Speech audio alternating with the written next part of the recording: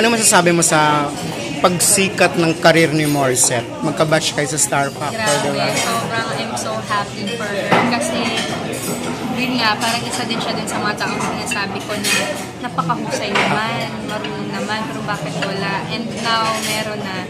Talagang she found her place.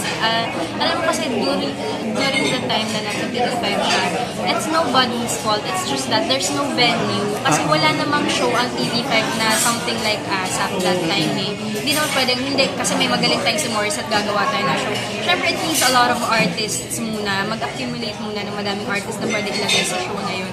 And that time, parang 3 lang sila na mahusay kumanta. And then, exceptionally, siya lang talaga mag-isa. So, yun lang naman yung naging problem. There was no venue lang. But now, she found her place. And I'm really very happy for her. Talagang push niya lang. Grabe, mahusay. Sobrang kinikilabutan ako every time I see her perform. Invite na lang natin sila sa Wattpad na. Pepstars. Ayan, mga Pepsters, mga kapatid, sana ay panoorin nyo itong pinakabago kong Wattpad Presents. Ito ay talaga namang tumbling na naman ang character ko bilang ako'y nag-rinta dito. So sana po panoorin nyo. Magsisimula na po sa first Monday of June.